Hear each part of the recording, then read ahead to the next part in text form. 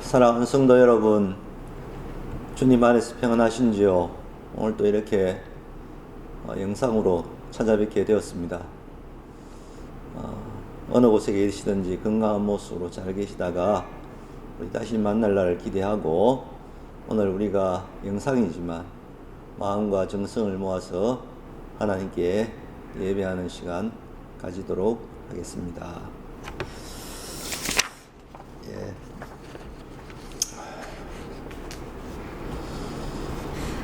나는 예배자입니다. 찬송하겠습니다. 나는 하나님을 예배하는 예배자입니다.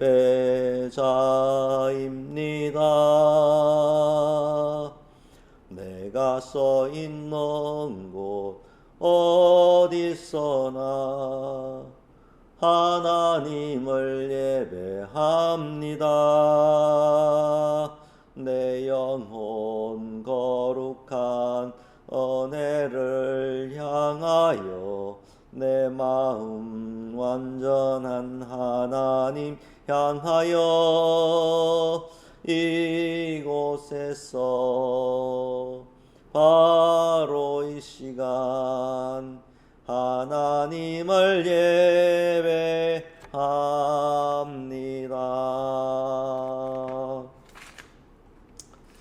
성시교독 50번이 되겠습니다. 시편 116편 하겠습니다. 제가 읽겠습니다. 여호와께서 내 음성과 내 간구를 들으심으로 내가 그를 사랑하는도다. 그의 귀를 내게 기울였으므로 내가 평생에 기도하리로다. 사망의 줄이 나를 두르고 소울의 고통이 내게 이르므로 내게 환난과 슬픔을 만났을 때에 내가 여호와의 이름으로 기도하기를, 여호와여 주께 구하오니 내 영혼을 건지소서 하였도다. 여호와는 어레로우시며 의로우시며 우리 하나님은 긍휼이 많으시도다. 여호와께서는 순진한 자를 지키시나니 내가 어려울 때에 나를 구원하셨도다. 내 영혼아 내 평안함으로 돌아갈지어다. 여호와께서 너를 후대하심이로다. 주께서 내 영혼을 사망에서, 내 눈을 눈물에서, 내 발을 넘어짐에서 건지셨나이다. 내게 주신 모든 은혜를 내가 여호와께 무엇으로 보답할까?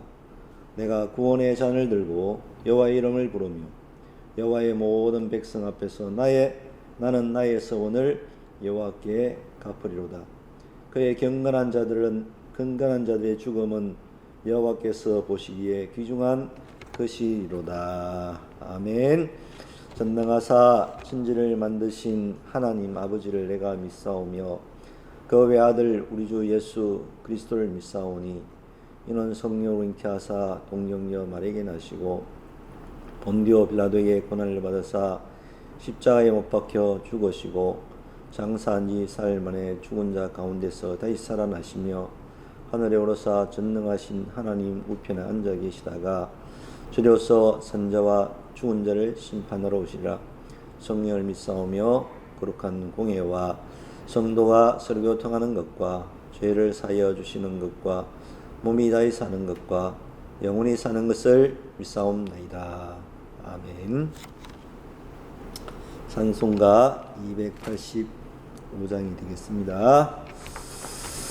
주의 말씀 받은 그날, 주의 말씀 받은 그날 참 기쁘고 복되도다.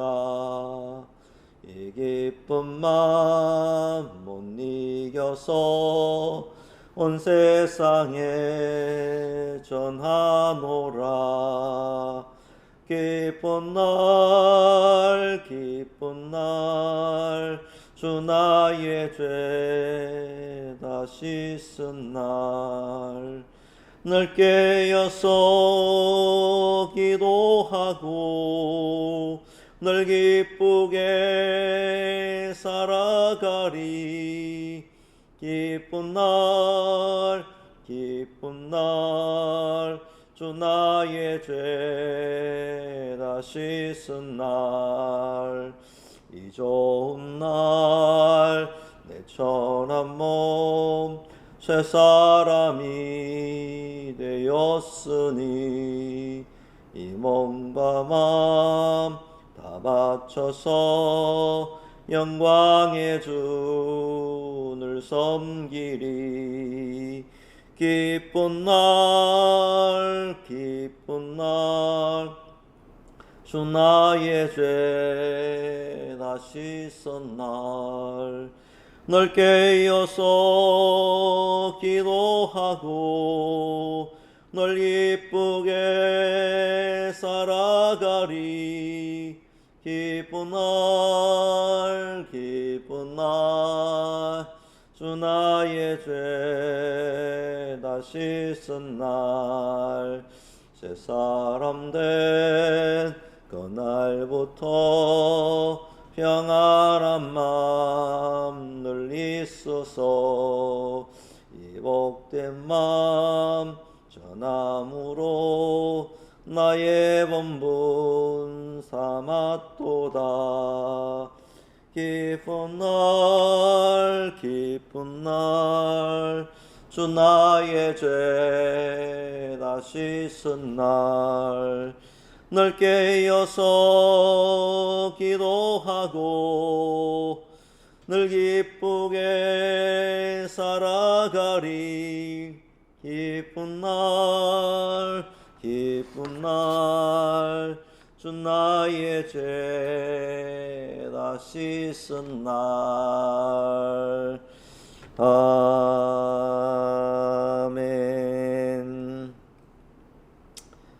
성경 말씀은 마태복음 2장이 되겠습니다. 마태복음 2장 1절로부터 12절까지 말씀을 제가 봉독해 올립니다. 헤롯 왕 때에 예수께서 유대 베들레헴에서 나심에 동방으로부터 박사들이 예루살렘에 이르러 말하되, 유대인의 왕으로 나신 이가 어디 계시냐? 우리가 동방에서 그의 별을 보고 그에게 경배하러 왔노라 하니, 헤롯 왕과 온 예루살렘이 듣고 소동한지라. 왕이 모든 대제사장과 백성의 서기관들을 모아 그리스도가 어디서 나겠느냐 물으니, 이르되 유대 베들레헴이오니 이는 선지자로서 이렇게 기록된 바, 또 유대 땅 베들레헴아 너는 유대 고을 중에서 가장 작지 아니하도다. 내게서 한 다스리는 자가 나와서 내 백성 이스라엘의 목자가 되리라 하였음이니이다. 이에 헤롯이 가만히 박사들을 불러 별이 나타난 때를 자세히 묻고 베들레헴으로 보내며 이르되, 가서 아기에 대하여 자세히 알아보고 찾거든 내게 고하여 나도 가서 그의 경배하게 하라. 박사들이 왕의 말을 듣고 갈새 동방에서 보던 그 별이 문득 앞서 인도하여 가다가 아기 있는 곳에 위에 머물러 서 있는지라. 그들이 별을 보고 매우 크게 기뻐하더라. 집에 들어가 아기와 그의 어머니 마리아가 함께 있는 것을 보고 엎드려 아기께 경배하고 보배압을 열어 황금과 유황과 모략을 예물로 드리니라. 그들은 꿈에 헤롯에게로 돌아가지 말라 지시하심을 받아 다른 길로 고국에 돌아가니라. 아멘.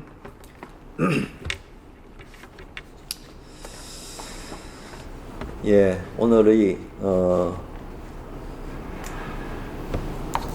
예수님의 오심을 기다리는 대강절이라고도 하고 대림절식이라고도 하고 대림절이라고도 합니다. 두 번째 주간을 우리가 맞이하고 있습니다. 이 주간은 사주간으로 지키는데요. 이 주간을 기념하기 위해서 첫째 주는 자주색 양초를 켜고요. 둘째 주는 연자주색 양초, 셋째 주는 분홍색 양초를 켜고요. 마지막에는 흰색 초를 가지고 주일마다 이렇게 밝혀서 주님의 오심을 기다리는 절기가 바로 대강절이 되겠습니다. 대강절의 초기에는 바로 예수님의 탄생을 기념하고 또 그다 다시 우리에게 오실 예수님의 재림을 기념하는 날로 그렇게 이 성탄절의 의미를 두고 지켰습니다. 근데 이제 중세 시대에 와서는 예수님의 재림이라 그러니까 여기에 예수님의 재림은 심판을 포함하고 있기 때문에 이 그 심판, 고난과 멸망을 상징하는 이것을 안 했으면 좋겠다 이래가지고 성탄절로 그냥 예수님의 오심만을 기념했습니다.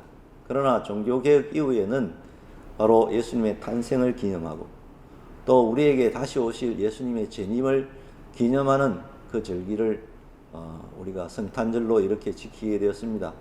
우리가 단순히 성탄절을 하면 예수님이 탄생하신 날을 기념한 것이다 이렇게 알고 있는데 더 나아가서 예수님께서 오신 것과 같이 우리 주님께서 십자가 이후에 부활사건 이후에 하늘로 올라가셔서 다시 오시고 또 우리에게 찾아오실 것입니다.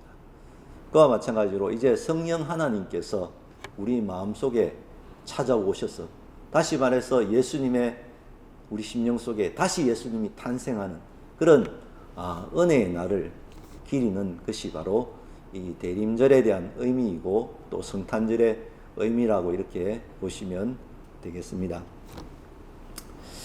오늘 제목을 저는 예수님 맞이하기 대강절 이렇게 두 번째 주일을 기록을 했습니다. 여기에 보면 경배라는 단어가 여러 곳에서 나오고 있습니다. 이 경배하다는 말은 프로스퀴네오라는 단어의 뜻인데요.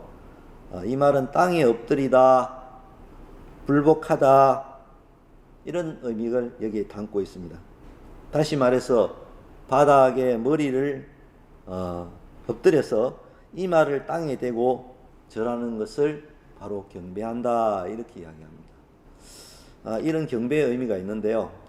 오늘 우리 현대를 살아가는 우리들을 보면 여러분 똑바로 서신 채로 허리를 이렇게 굽히면 여러분 손이 닿습니까? 이렇게 닿습니까? 청년 시절에는 이 손바닥이요 이렇게 하면 땅에 닿았는데 이제는 손끝으로 해도 손끝이 닿기가 쉽지 않은 것 같아요. 살면서요 허리가 굽은 것 같아요.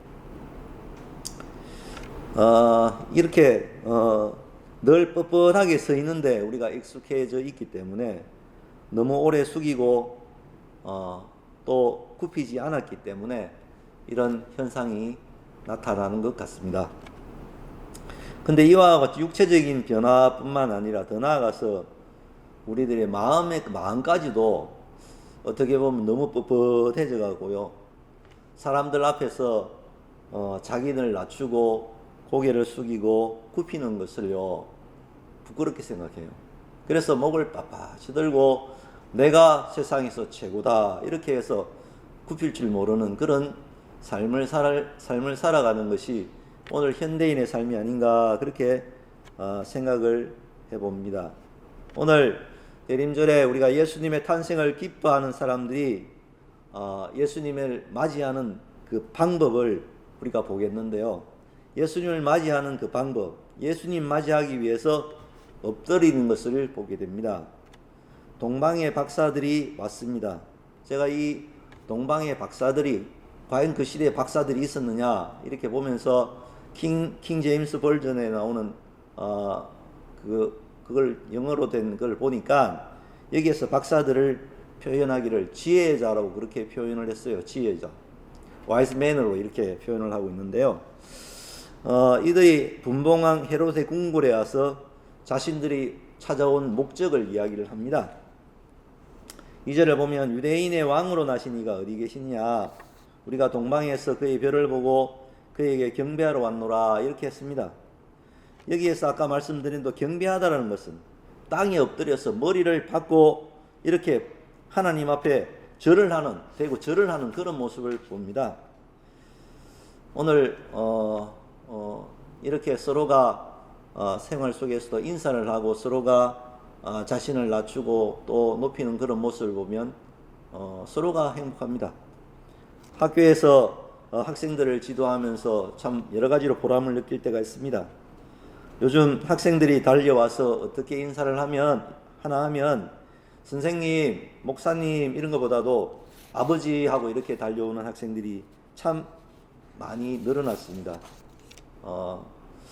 이들을 만나면 제가 너무 기쁘고 이래서 이렇게 인사하는 아이들을 안아줍니다.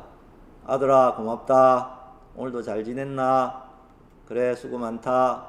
밥은 묻나? 뭐 이런 일상적인 이야기를 합니다.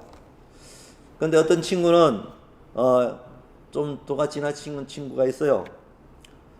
제가 퇴근을 하고 집에 가서도 전화를 하고 아버지 퇴근 잘했어요 이렇게 이야기합니다.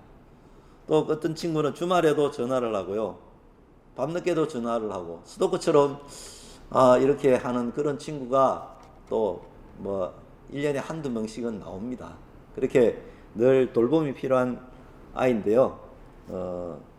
그래서 그렇지만은 그래도 학생들을 위해서 또 관리 차원에서 고맙다. 그래 전화 줘서 고맙다. 사랑한다. 뭐 이렇게 이야기를 합니다.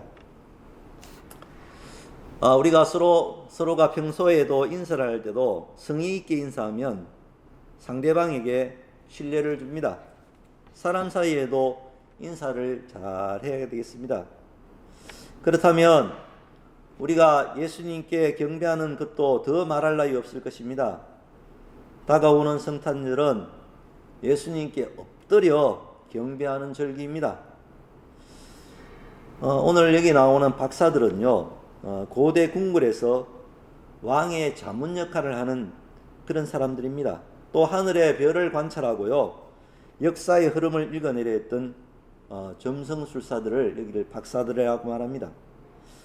이 사람들의 신분은요, 왕의 측근으로 왕의 범가는 지위와 신분을 가진 사람들입니다. 그래서 어떤 때는 이 와이즈맨들이 왕권을 가지기도 했습니다. 그래서 이들의 신분이 이렇게 높았기 때문에 분봉왕 헤롯도 그들을 뛰어나와 만나 주었습니다. 만약에 그들이 보잘것없는 사람이었다면 헤롯이 오히려 경을 쳐서 뭐 유대인 왕이 태어났다 하니까 엉뚱한 소리 하니까 경을 쳐서 그렇게 보냈을 것입니다. 그런데 이처럼 지체 높은 자들이 오늘 예수님께 찾아와 경배했다 이렇게 나타나고 있습니다. 오늘 여기에서 말하는 그렇게 높은 왕에 버금하는 신분이 있음에도 불구하고 예수님께 와서 경배했다라는 것, 이것을 볼 때에 예수님께 경배하는 것은 예외가 없다라는 것을 생각해 볼 수 있습니다. 모든 자들이 엎드려야 합니다. 예수님을 섬기는 방식에는 그 신분이 어떻든 간에 차이가 없습니다. 신분이 낮은 자도 엎드리고요, 신분이 높은 자도 엎드려 경배해야 하는 것입니다. 예수님 앞에서는 단 하나의 자세만 있을 뿐입니다. 그것은요, 이마를 땅에 대고 엎드려 경배하는 것입니다. 또 예수님께 경배하는 데는 그 어떤 차별도 없습니다. 박사들은 예수님을 유대인의 왕이라고 지칭했습니다. 2절 다시 보면 유대인의 왕으로 나신 이가 어디 계시냐 이렇게 이야기를 합니다. 우리가 별을 보고 왔는데 경배하러 왔다 이렇게 말합니다. 예수님을 유대인의 왕이라 했습니다. 유대인의 왕. 그렇다면 예수님께 엎드려 경배하는 것은 유대인들이나 할 일처럼 그렇게 보입니다. 그런데 유대인들이 아닌데도 불구하고 유대 땅까지 와서 이 지혜자들이 경배하러 왔다 이렇게 이야기합니다. 이것은 무엇을 이야기할까요? 여기에서 예수님을 경배하고 섬기는 것은 민족적인 어떤 경계가 없다라는 것입니다. 예수님은 유대인의 왕이시요 동시에 이방의 왕이시며 온 열방의 왕이시고 오늘요 대구시 북구 복형동 8-1번지 성광교회에서 예배하는 여러분들의 왕이십니다. 부자의 왕이시요 빈자의 왕이시요 지식인의 왕이시요 무학자의 왕이시요 옛날로 치면 양반의 왕이시고 동시에 종의 왕이신 것입니다. 예수님 앞에서는 성별과 부귀와 빈천이 모두 사라집니다. 예수님을 섬기는 데는 아무런 차별도 없습니다. 동일한 자리에서 동일한 찬송을 부르고요, 동일한 말씀을 읽으며 동일한 성령님의 역사 안에서 우리 모두가 살아가고 있는 것입니다. 1900년대에 전라북도 김제의 금산교회에서 일어난 이야기를 제가 오늘 한번 소개할까 합니다. 이 교회에 조덕삼이라는 양반이 살았는데요. 이 마을에 선교사님이 찾아오셨어요. 선교사와 이렇게 대화를 나누다가 이 조덕삼이라는 분이 감동을 받았어요. 그래서 사랑채를 내주고 여기에서 시작된 것이, 그 사랑채에서 시작된 것이 전라북도 김제의 금산교회가 시작이 되었습니다. 이때가 정확하게 말하면 1905년인데요. 금산교회 성도 중에는 여기에서 경남 남해에서 태어나 6세의 부모를 잊고 떠돌던 이자익이라는 젊은이가 있었습니다. 그래서 이 조덕삼이라는 분이 이자익을 모섬으로 받아주었는데요. 이 이자익은 조덕삼 씨보다도 16살이나 어렸습니다. 이자익이 영특한 것을 안 조덕삼은 자기 아들과 함께 모섬으로 삼았지만은 함께 공부를 하게 했어요. 그리고 교회에 이렇게 데리고 다녔는데요. 세월이 흘러서 조덕삼과 이자익이가 모두가 교회의 일을 보는 영수가 되었다고 합니다. 그리고 얼마 시간이 지나서 그 교회에 장로를 뽑는데 장로 선거가 있었는데 놀랍게도 주인인 조덕삼이 떨어지고 종 이자익이가 장로가 되었어요. 피택이 되었어요. 참 난처한 상황인데 이때 조덕삼이란 분이 화를 내기는커녕 오히려 성도님들 앞에서 이자익이 선출된 것을 크게 기뻐하고 잘된 일이라고 하면서 그렇게 이자익을 칭찬을 했다 합니다. 그 이후에 종종 이제 선교사님들이 교회를 자주 못 오시니까 이자익이라는 분이 선교사님을 대신해서 설교를 했는데요. 양반인 조덕삼은 이 마루에 무릎을 꿇고 앉아서 바로 모섬의 설교를 들었다고 합니다. 그리고 조덕삼은 이자익이가 장로가 된 다음 3년이 지나고 나서 다시 장로가 되었다고 합니다.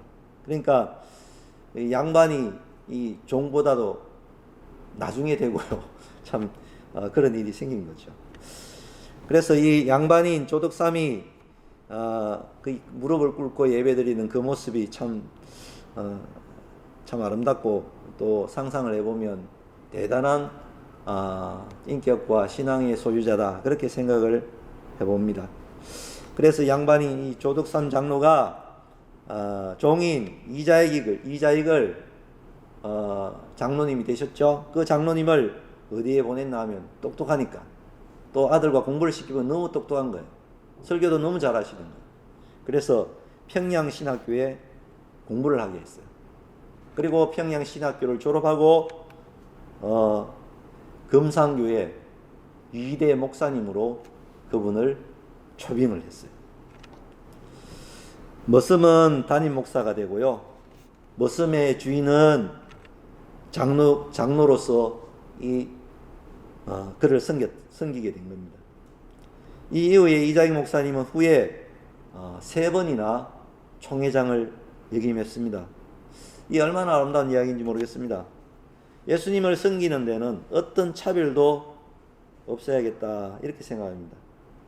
우리 모두가 이 조덕삼 이 장로님처럼 겸손하게 우리가 무릎을 꿇어야 할 것 같습니다. 더 나아가서 우리가 주님 앞에 더 겸손하게 우리가 무릎을 꿇어야 되겠습니다. 예수님이 오신 후 이 세상에는 각종 차별이 다 사라졌습니다. 인종의 차별, 성별의 차별, 빈부귀천의 차별이 사라졌습니다. 그런데 여기에 오직 두 종류의 사람만 존재하게 되었습니다. 그것은 예수님을 경배하는 사람과 예수님께 경배하지 않는 사람. 다시 말하면 예수님을 믿고 영접하는 사람과 예수님을 거절하는 불신앙의 사람. 또다시 바꾸어 말하면 예수님 안에서 천국의 백성이 되는 사람과 예수님 밖에서 멸망하는 사람. 우리는 최상의 감사와 겸손으로 날마다 예수님께 겸손하게 경배해야 되겠습니다. 우리가 교회 안에서도 이 두 사람 가운데 우리는 어떤 존재에 속하는가? 다시 한 번 더 우리 스스로를 살피면서 주님과의 귀한 만남과 주님 앞에 온전히 경배하는 경배의 자리로 나아갈 수 있는 이 대림절이 되었으면 좋겠습니다. 왜 우리가 이렇게 해야 합니까? 예수님께서 먼저 우리에게 경배하셨기 때문입니다. 예수님은 높은 보좌를 떠나서 이 세상에 오셨습니다. 그것도 냄새나는 마각관에 나셨고 그 위에 누우셨습니다. 낮은 사람들, 죄인이라 낙인 찍힌 사람들의 옆자리에 함께 앉으셨습니다. 그리고 그들의 친구가 되셨고 제자들의 발을 씻기기까지 하는 그런 겸손으로 엎드리셨습니다.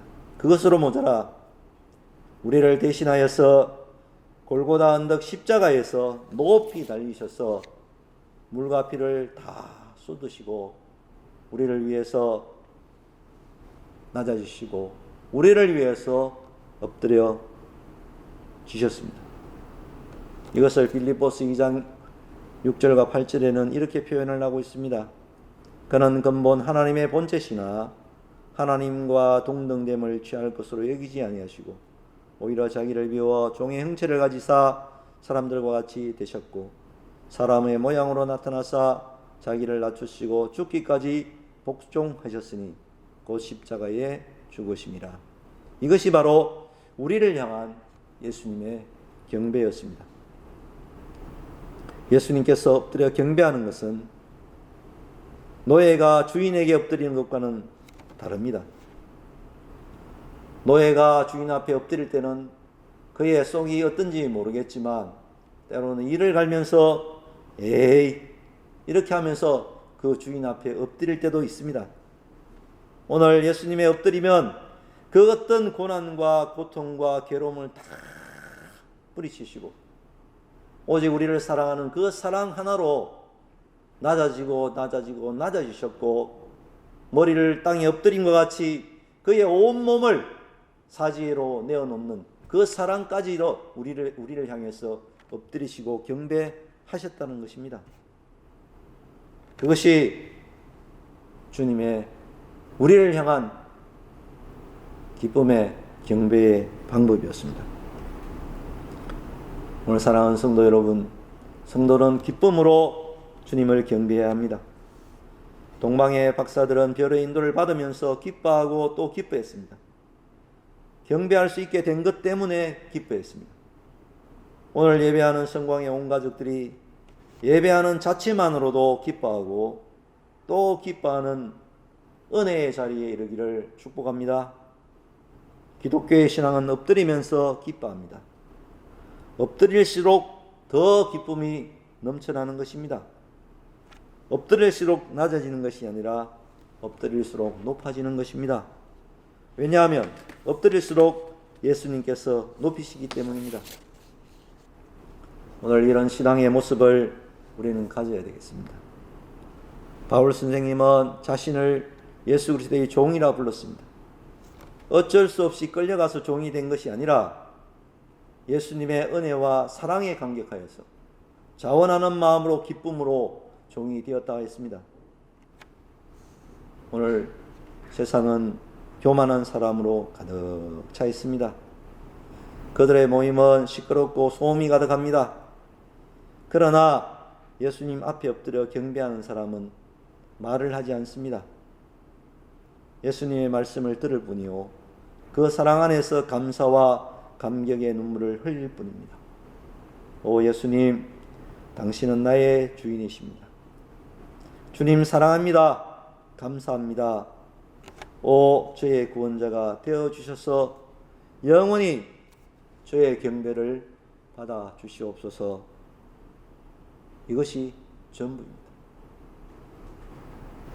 오늘 이것이 설교의 끝입니다. 우리 모두가 날마다 주님께 엎드려 경배하는 기쁨과 구원의 은총 속에 우리 모두가 감사함으로 주님 앞에 무릎 꿇고 엎드리는, 경배하는 그런 온 성도님들이 되시기를 바랍니다. 우리의 왕이신 예수님께서 이제 대림절을 지나 성탄의 아름다운 열매로 우리에게 찾아오십니다. 이것으로 끝나는 것이 아니라 우리의 신앙이 다시 오실 주님을 기다리고 소망하면서 그 주님을 기다리는 그 가운데 우리 심령 속에 성령이 임하시는 것처럼 예수님이 내 안에 임재하는, 새롭게 탄생하는, 그것이 바로 성탄의 참된 의미인 것입니다.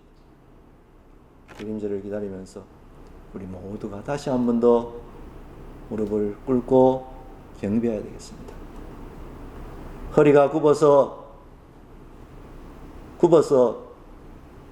더 이상 땅이 닿지 않는 손처럼, 배가 또 너무 많이 나가 불러서 허리를 굽힐 수 없는 그와 같이 우리는 엎드림에 있어서, 경배함에 있어서 너무 소홀하지 않았습니까? 우리의 마음이 너무너무 뻣뻣해져서 육체의 뻣뻣함처럼 하나님 앞에도 경배하지 못하고요, 교회 안에서 경배하지 못하고요, 성도들 간에 경배하지 못하고요, 인간관계 안에서도 엎드리지 못하는 그런 자리에 있지는 않습니까? 우리 모두가 다시 한 번 더 동방의 이 지혜의 달성, 우리 스스로를 낮추어서 다시 오실 주님, 성탄의 거룩한 날을 맞이하고 재림의 주님의 오심을, 주님을 기다리면서 하나님 앞에서 우리가 낮아져서 하나님께 경배하는, 엎드려 굴복하는 하나님의 사람들 다 되었으면 좋겠습니다. 그래야 할 때 하나님 주시는 그런 기쁨과 감격과 평안과 나도 모르게 흘러내리는 감사의 눈물이 차고 흘러넘치고요, 우리의 심령이 주님으로 가득 차 있어서 그 주님으로 인하여서 기뻐하고 행복해하는 그런 이 대림절 성탄을 기대하는 우리 온 성광의 가족들이 되어지시기를 주님의 이름으로 축복합니다. 아멘.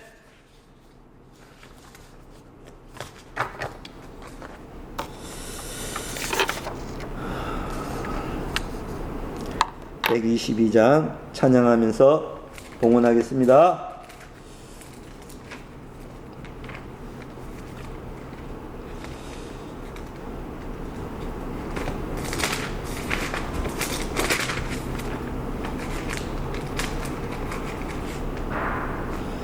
(122장) 참 반가운 성도여 다 이리 와서 베들레헴 성 안에 가봅시다. 우리도 한번 가봅시다.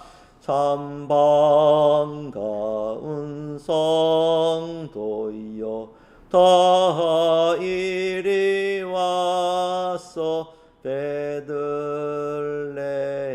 성 안에 가봅시다. 저 고요에 누이신 아기를 보고 엎드려 절하세, 엎드려 절하세, 엎드려 절하세. 구세주 났네. 저 천사여 찬송을 높이 불러서 이 광활한 천지에 울리어라.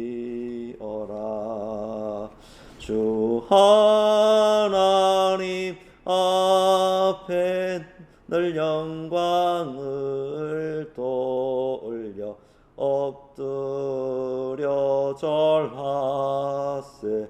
엎드려 절하세. 엎드려 절하세. 구세주 났네. 이 세상에 주께서 탄생할 때에 참신과 참사람이 되시려고 저 동정녀 몸에서 나시었으니 엎드려 절하세. 엎드려 절하세. 엎드려 절하세. 구세주 나셨네. 여호와의 말씀이 육신을 입어 날 구주가 되셨도다. 늘 감사한 찬송을 주 앞에 드려 엎드려 절하세. 엎드려 절하세. 엎드려 절하세. 구세주 나셨네. 아멘. 히타를 많이 틀어놔 목이 끄끄합니다. 예, 오늘 설교 제목처럼 대림절 둘째 주를 지나고 셋째 주일을 또 이렇게 맞이하게 됩니다. 예수님 오신 날 기다리면서 또 경배하는 우리 모든 가족들 되기를 바라고요. 건강과 평안이 함께하는 이 코로나 중국에 모두가 평안하는 그런 안전을 기도하겠습니다. 우리 고3들은 시험 치고 이제 결과가 나왔고요. 이 중학교 이제 3학년들은 다음 주부터 이제 인문계 또 원서를 쓰게 됩니다. 중학교 2학년들은 이제 또 16일부터 기말고사를 치르게 됩니다. 코로나로 인해서 학생들이 많이 격리가 되고 있고 또 출석을 못하는 친구들도 있고 이런 어려움이 있습니다. 많은 기도를 부탁드리도록 하겠습니다. 학교가 여러 가지로 어려움이 있습니다. 많은 기도를 부탁드리고요. 특별히 건강에 어려움이 있는 우리 사랑하는 믿음의 권속들 위해서 기도해 주시고 하나님 함께하는 그런 은혜가 있기를 또 함께 기도로 하고 중보할 수 있도록 했으면 좋겠습니다. 다시 만날 때까지 건강한 모습으로 다시 뵙겠습니다. 배송입니다. 기뻐하라 내 영혼아, 기뻐하라 내 영혼아, 내 속에 있는 것들아 다 기뻐하라. 기도하라 내 영혼아, 기도하라 내 영혼아, 내 속에 있는 것들아 다 기도하라. 감사하라 내 영혼아, 감사하라 내 영혼아, 내 속에 있는 것들아 더 감사하라.